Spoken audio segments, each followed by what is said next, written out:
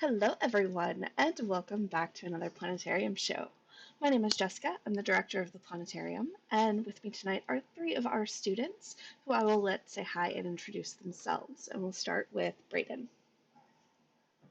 Hello, my name is Brayden. I'm a music education student here at UMD. My name's Rachel. I'm a biology and environmental science student here at UMD.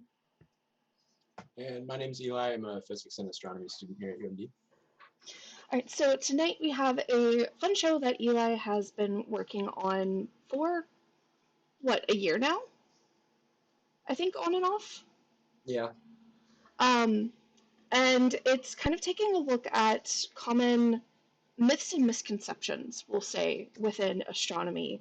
So this is meant to be more of an interactive show, although that's a little bit harder to do on the Facebook Live, especially with, there's a delay between when we say something and when you hear it. So if you want to participate, you can always type down in the comments. When we get to each thing, Eli will explain what's going on. But that way, if you want to kind of test out your astronomy knowledge, I think that would be a lot of fun. As always, of course, if you have any questions throughout the show, you can leave them down in the comments. I will be keeping an eye out for them, and we'll let Eli know when they come up. If we don't get to it right away, again, because there is a bit of a delay here, we will answer all questions that we've missed at the end of the show and take time for more questions then as well. All right, I think with that, Eli, I'm going to turn it over to you. Alrighty. I almost just shared my Spotify window. Oops. Okay. So, as Jessica said, this is Astronomy Fact or Fiction. It's meant to be more of an open forum trivia game type of show, and we're hoping that it'll take that form when it's back in the planetarium. But for now, like Jessica said as well, feel free to play along. comment your answers if you're brave. If you are not so sure of your answers, just feel free to play along silently. And we'll be covering a pretty interesting kind of breadth of topics. So the first one we'll talk about is true or false. The moon has a permanently dark side. So I'll give you a second. And the answer is false. There's no such thing as a dark side of the moon, as Pink Floyd so exquisitely put it. So the reason people often believe that there is a dark side of the moon is because there is what we call the far side of the moon. So we on Earth are always viewing the same side of the moon, which we call the near side. And the other side, for a long portion of human history, was a complete mystery to us. And because of that, the misnomer dark took hold. It's kind of similar to the idea of dark matter. It's not, as far as we know, dark. We just don't really know much about it, and we don't see it. So it kind of takes that name on. So the reason there's a far side of the moon is because of a process called tidal locking, which basically means that because of gravitational interactions between the moon and the Earth over long periods of time, the moon rotates once for every orbit it makes around the Earth. So you can see without rotation, on the left here, you can see that we would look at all sides of the moon equally were the moon not rotating. So you can see this red side that's pockmarked with craters. We would see it during, you know, one half of the month or whatever time span it was, and then we wouldn't see it for one half of the month. This GIF here kind of better shows what tidal locking is. So because the moon rotates on its axis once for every orbit it makes around the Earth, they're perfectly synced up, and we only see one side as the moon orbits the Earth. So again, there's not a dark side. The sun hits all sides of the moon equally. We just never see one of them, so it kind of took the name dark because we didn't know much about it. Also, Pink Floyd probably had a good deal to do with that. So the next question, true or false, astronauts on the International Space Station experience no gravity. So again, I'll give you a second. And the answer is false. While it may appear that they are untethered by Earth's gravity, or untethered to Earth, I should say, NASA actually just found a way to work around it. Pun kind of intended there. So I think we should start off by watching this video that is a thought experiment that gives the basis for this, done by Isaac Newton, and I think it's pretty informative.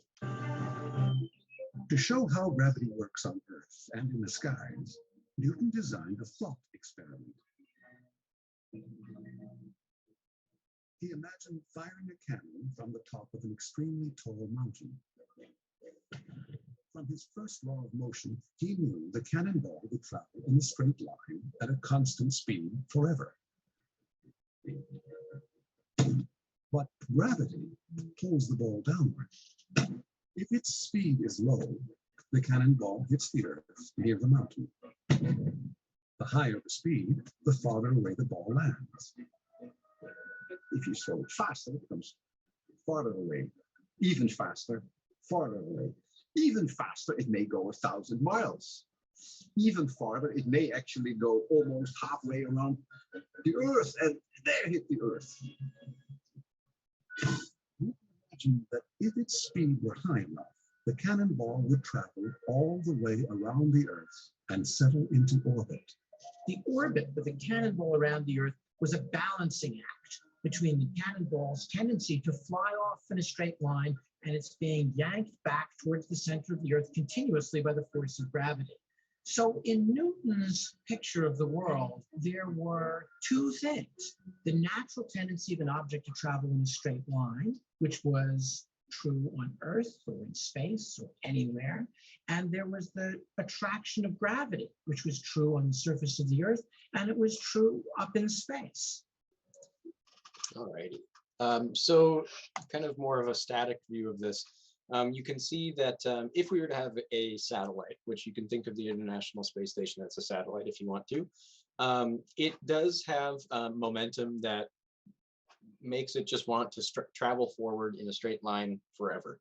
Newton's one of Newton's laws, I can't remember which one, I think it's the second one, says that objects that are not subject to any force or acceleration just travel in a straight line forever. But the satellite, or the International Space Station, is subject to a force, the force of gravity.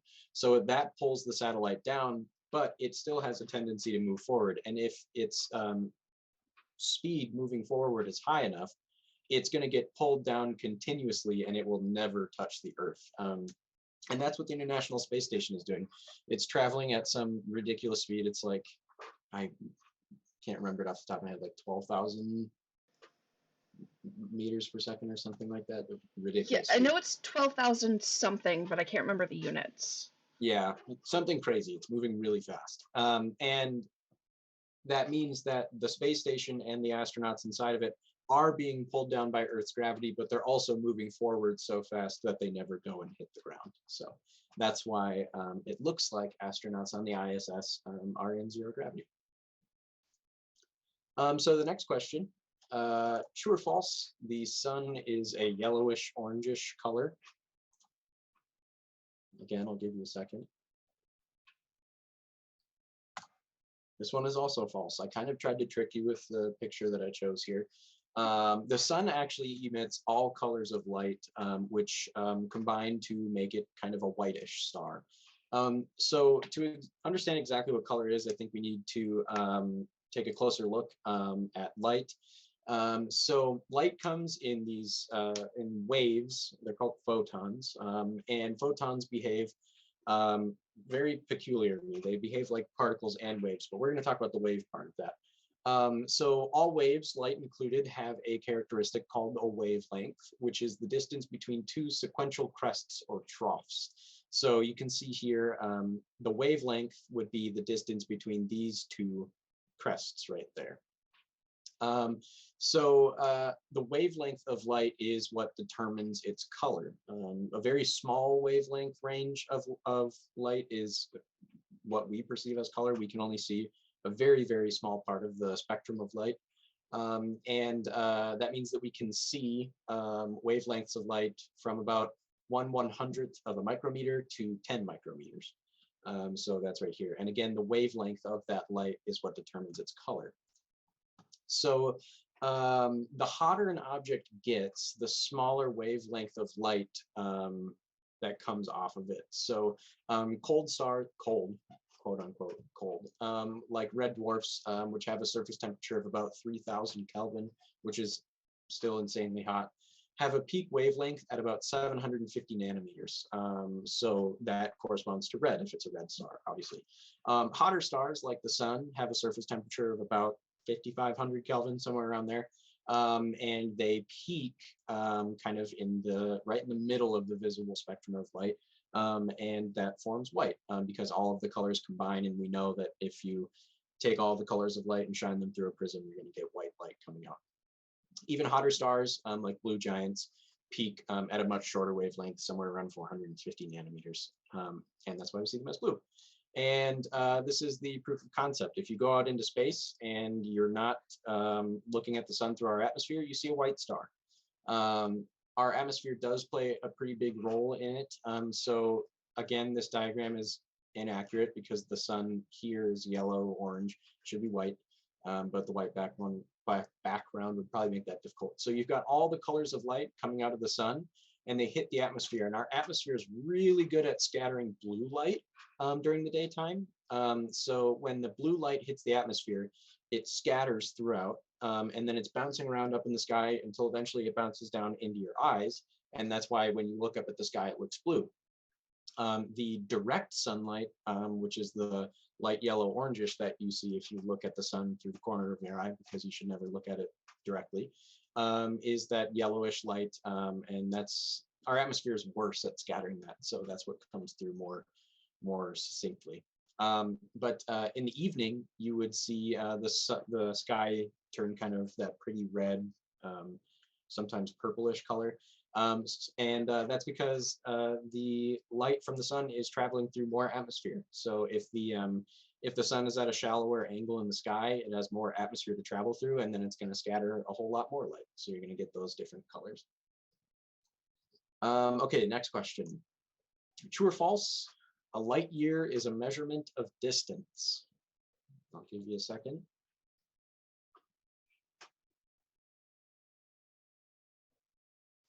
This one's actually true. So a light year is defined as the distance light travels in a year in a vacuum. So light, like I said, is made out of these half-wave, half-particle things called photons, and the photons move at a finite speed. In a vacuum, that speed is just under 300 million meters per second, which is about 671 million miles per hour. And the light year is how far a photon would go if it traveled at this speed for 1 year on Earth. And just a little bit of dimensional analysis here. So you know, I'm not going to go through this at length because it's kind of messy, but that's how many miles per year light would travel. It's an incredible, absolutely staggering distance. This is just kind of gives you an idea of really how fast light travels. So from the Earth to the Moon, it takes 1.3 light seconds. That's the unit of time we use right there. And it's just light traveling at that 300 million meter per second speed for 1.3 seconds. We call that distance 1.3 light seconds. And you can see it's just a pretty convenient scale to use because it lends itself very easily to any distance. So to the sun, it's 8 light minutes, which means that it takes light 8 minutes to get from the sun to the Earth. And then you can go out to the far side of the Milky Way galaxy. It's 52,000 light years away, which means that the far edge of the galaxy, if light were to leave a star there, it would take 52,000 years for it to get to Earth. And we're not talking about it here, but that's a pretty spooky consequence when you are talking about extragalactic objects, because if you're looking at a galaxy that's like the Andromeda Galaxy, say 2.5 million light years away, when you see that galaxy, you're seeing it as it was 2.5 million years ago. So, you know, in between now and then, some big cosmic vacuum cleaner could have come and sucked up that whole galaxy, and you would have no idea for 2.5 million years. All right, the next one. This is weird. And I didn't really know about it until I started making the show. But true or false, it's much easier to balance eggs on the equinox. I had never heard this, but it was pretty interesting for me to look at. Apparently there was a big rumor or a big like fad, I guess I just kind of gave it away, rumor, false. Big fad in the 40s that said that it was a lot easier to balance eggs on the equinox. And this started as a tradition in China, part of their like solar term calendar. Yeah, let's take a look at the science behind it. So let's talk about what an equinox is first. So an equinox is the time or the day where the sun is directly above the equator. So kind of already we can poke a hole in the logic of the egg balancing experiment, because if the sun is directly overhead at the equator, which is 0 degrees latitude, up in Duluth, we're at some 46.2 degrees latitude. So the sun would not be overhead, and it actually never becomes totally overhead in Duluth. And you can kind of take a look at the rationale of the egg balancing experiment. So the idea was, if the sun is directly overhead from wherever you are on a given day, if you try to balance an egg, it's going to be a lot easier because there's not going to be any gravitational force from the sun pulling it to the side. Whereas on other days, non-equinox days, the sun would pull the egg to the side because it wasn't directly overhead. So we can poke some more holes in this. So if the sun were directly overhead an average-sized egg, which is about 2 ounces in mass, the gravitational force it would exert on that egg would be 0.06% as strong as the force exerted on it by Earth. So the gravitational force of Earth pulling it down is a whole lot stronger than the gravitational force of the sun pulling it up.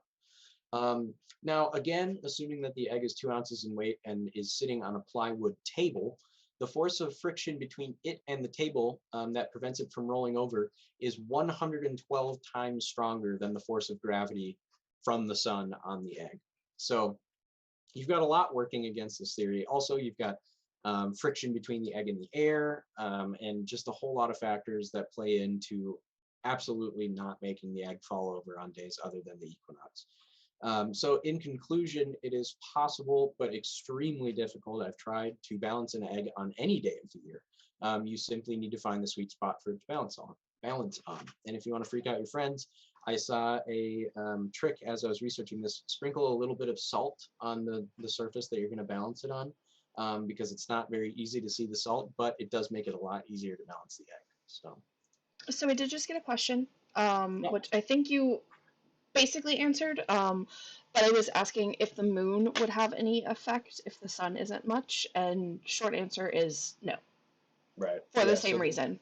the moon's a lot closer, but it also weighs a lot less than the sun. You're going to be looking at pretty much the same thing. The force from the Earth is going to be so much stronger, and that's just because gravity is extremely dependent on distance between the objects. So since the Earth is so much closer, it's just going to be a lot stronger. But it doesn't even matter, because it's not how it works. Okay, the next true or false question, another one that I had not heard of. True or false? NASA spent millions researching space pens while the Russians used pencils. Give you a second.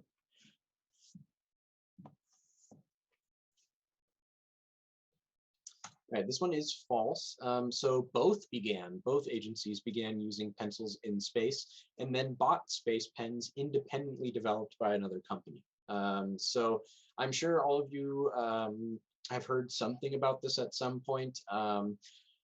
The pencils used by Americans in space were extremely expensive. They were kind of the impetus for making mechanical pencils, and they came in at about $130 a pop. So they didn't want to spend that money. So it was estimated that every year NASA spent like $5,000 on pencils, which seems a little egregious, and people weren't too pleased with it. And also, if you use a pencil in space, you know what happens if you're writing with a pencil and your lead cracks or your graphite cracks. Bits of that lead or graphite get into the air, and in space stations or spaceships, the air gets recirculated, and that can be really dangerous for the ship and the people inside of it. So Fisher Pens, an independent company, spent over $1 million developing the space pen, and it was money very well spent. NASA and the Soviet space program both invested in the pens, buying them for a much cheaper $2.98 per pen. And they worked really well in space. They worked in microgravity, extreme temperatures, underwater, on grease, which kind of seems insane to me. And they were used extensively in those space programs. So I think Fisher Pens definitely made their money back. Do you know why the pencils were so expensive? We got a question about that. I don't. It seems kind of ridiculous, but when I looked it up, it seemed like they were just mechanical pencils. And I'm going to be honest, this pen diagram looks a whole lot more complicated than a mechanical pencil, so I don't know. I don't know, maybe it was like, we've got something they need, so we're going to jack the price up or something. I don't know. That's true. I mean, it could also be maybe extra measures they put in to try and reduce the chance of graphite escaping into the space station. And that extra precautions and stuff could raise the price maybe. Okay, cool. No, we just had a question, so. Yeah, I've got no idea. All right, next question. True or false? The moon phases are caused by Earth casting a shadow on the moon. I'll give you a second again.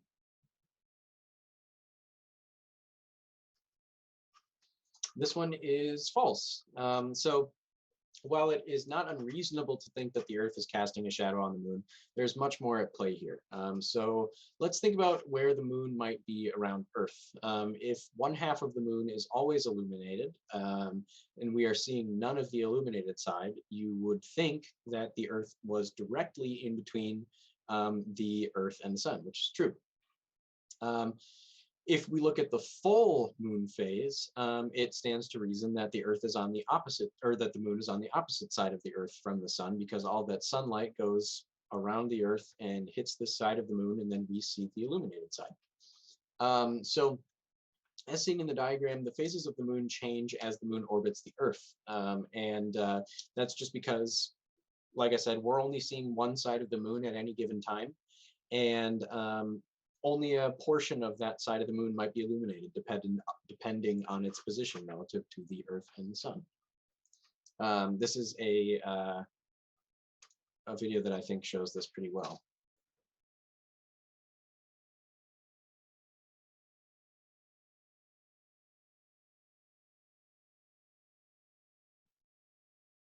So then as the moon begins to move in between the Earth and the sun, the illuminated side is facing away from the Earth, and we see the complete, I don't want to say dark side of the moon because we just busted that myth earlier, but the current dark side of the moon.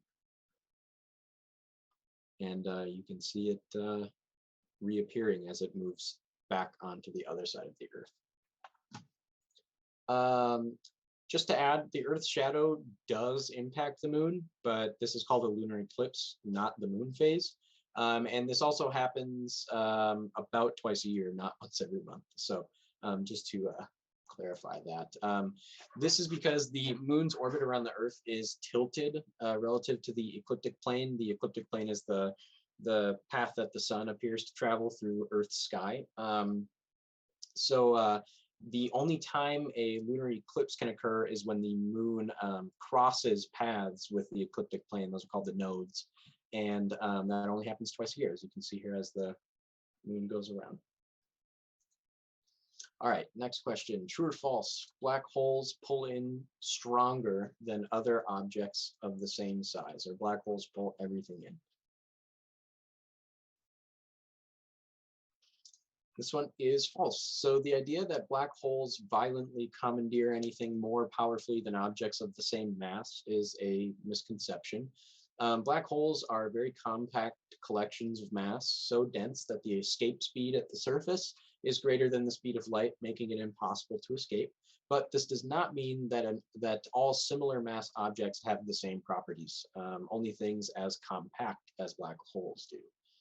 So we're going to watch this short video showing what would happen if the sun were replaced with a black hole, and I think this will help make my point. Like that motion. Now look at the sun. It is not currently a black hole. We can change that. What we need to do is compress the sun. So let's lock its mass so that it doesn't change while we make its radius smaller.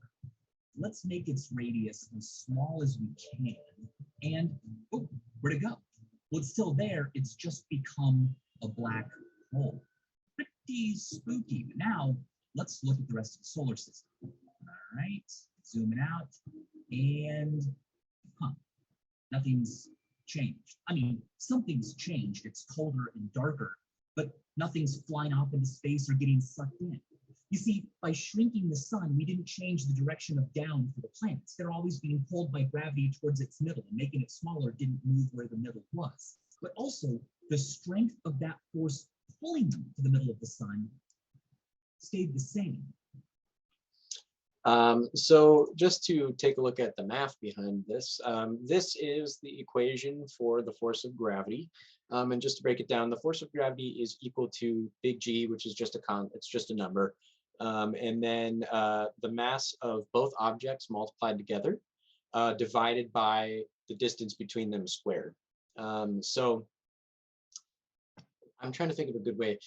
So a solar mass black hole at the center of the solar system, like we saw in that video, would do the exact same thing the sun does, because neither of the masses changed. We clarified that the masses didn't change. We just turned the mass of the sun into a black hole. It got a lot smaller, but the distance between the centers of those objects did not change either. So the force of gravity stayed absolutely the same. So were we to replace the sun with a black hole with the same mass as the sun, everything would stay exactly how it is, except as Vsauce noted, it would be a lot colder and darker. So the only time the quote unquote sucking in happens with a black hole is when you get to that place called the event horizon, where the escape speed is higher than the speed of light, and it is therefore impossible to escape it. At that point, you're kind of out of luck.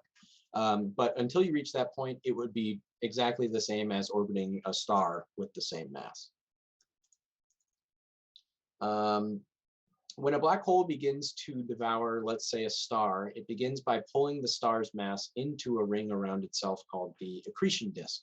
The accretion disk is a relatively flat ring of gas and dust that's moving extremely fast, so fast that it gets really hot due to friction, and it starts emitting X-rays.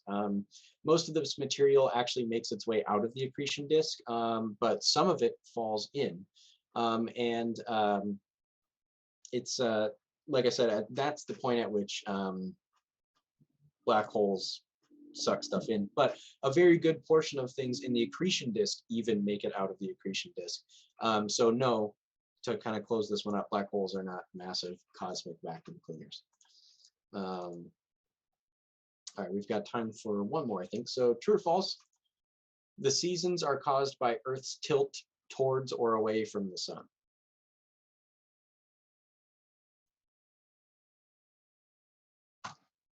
So actually, I worded this one kind of weird. Winter doesn't happen because the Earth is further away from the sun. Winter does happen because Earth is tilted towards the sun or not. I actually messed up the question. I apologize for that. Remember earlier when we talked about how during the evening, light coming from the sun has more atmosphere to travel through than it does during the day? Well, the same thing kind of happens in winter. So during winter, the sun's rays hit the atmosphere at an extremely shallow angle and are therefore spread out over a much larger area. Because of this, the heat is stretched out very thin in our atmosphere and it gets colder. In summer, the light is much more concentrated, and that makes it a lot hotter wherever it's striking. Interestingly enough, the Earth is actually closer to the sun during our winter, just by a little bit, and further away during our summer. So that should be further proof of concept that it is not the distance from the sun that causes our seasons, but rather the tilt towards or away from it. So the days when the Earth is tilted the furthest towards the sun are the solstices, and those are also the longest days of the year. And the equinoxes, which we talked about earlier, are the days when the sun's light is evenly distributed between the two hemispheres. And I have a couple more, but we are out of time, so I'll have to stop there. And I stopped screen sharing, right? Yes, you did. Okay, cool. Cool. Okay, so we've got a question. It was kind of in part of like just some comments. But when we were talking about eclipses, well, phases, and then talking about eclipses, and you mentioned about the line of nodes. Yeah. And that's what determines when an eclipse happens. Mm-hmm. So the question is basically, they know that the line of nodes precesses, Yep. but they don't understand why. And it's actually really simple. It's because the moon's orbit itself is precessing. Yep. So as it's kind of wobbling, where it intersects Earth's orbit is slowly shifting around. And that process happens over... Oh my god, I'm blanking.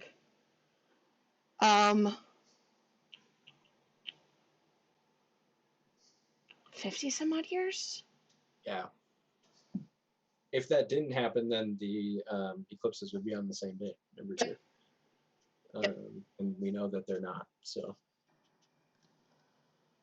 What causes the precessing and what is the period? The precessing is probably, and I don't know specifics, but most precessing of orbits in the solar system is due to gravitational tugs from other objects. So because the moon's orbit is slightly tilted to the Earth's gravity is going to tug on it a little bit differently at different points. The sun's gravity is going to tug on it differently at different points, and that's what causes the precessing. And I can check the period.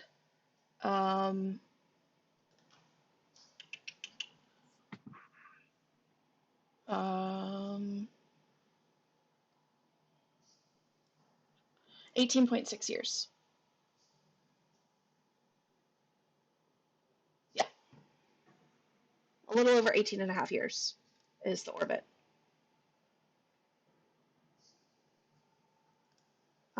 So yeah, that's where it comes from. All right. Let's see.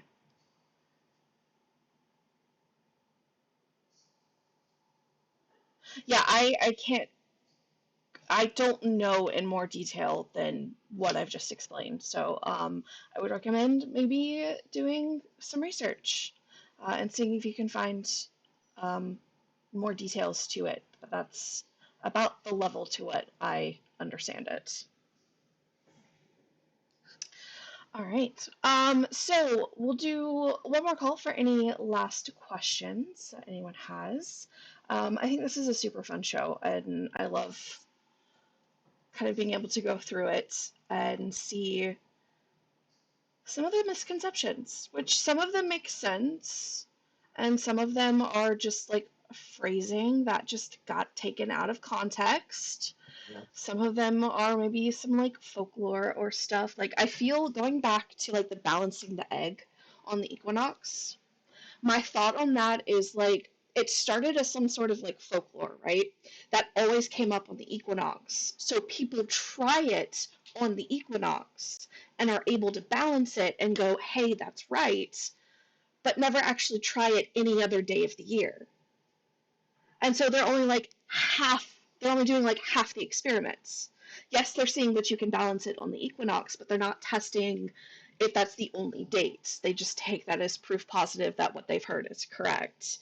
And so this is one of those really easy cases where kind of pushing for or kind of explaining a little bit more experimenting when it comes to this sort of thing and understanding like in order to really test this you have to do it on more than just the one day, and it would be something really fun to do with kids, have them try it out and see whether it works or not.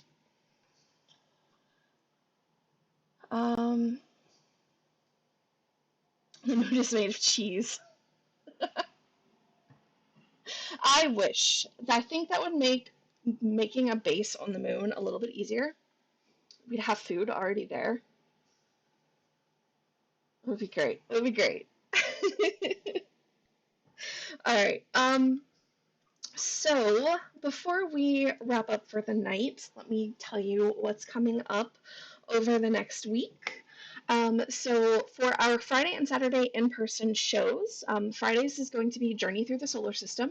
I think we're just about sold out. I think we might have 2 tickets left for that evening.